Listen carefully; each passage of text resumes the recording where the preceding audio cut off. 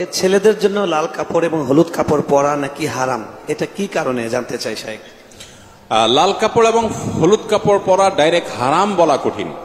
বিভিন্ন হাদিসে একেবারে নিরেট লাল, টকটকা লাল, যেটা পিওর লাল, যেখানে কোনো মিশ্রণ নাই, এবং হলুদ, এই দুটির ব্যাপারে বিভিন্ন রেওয়ায়েতে নবী করিম সাল্লাল্লাহু আলাইহি সাল্লাম থেকে নিষেধাজ্ঞা প্রমাণিত। সেটাকে ফুকাহে কেরাম মাকরুহ বলেছেন, অপছন্দনীয়, অনুত্তম, অনুচিত, না পরা উচিত। পিওর লাল, পিওর হলুদ পুরুষের জন্য। এখন আপনি যদি বলেন যে এটা কি জন্য নিষেধ করা হয়েছে, আমি বলবো এটা মহিলাদের জন্য রিজার্ভ। এই কালার কাদের জন্য রিজার্ভ?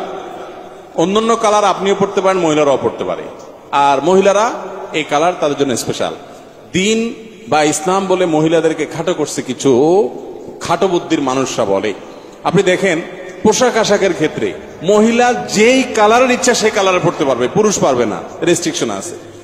রেশম বলেন, সিল্ক বলেন, মহিলা পড়তে পারবে, পুরুষ পড়তে পারবে না, রেস্ট্রিকশন আছে। স্বর্ণ মহিলা পড়তে পারবে, আর পুরুষে বলা আছে তুমি শুধু চায়া চায়া দেখবা চান্দু, তুমি পড়তে পারবা না, তুমি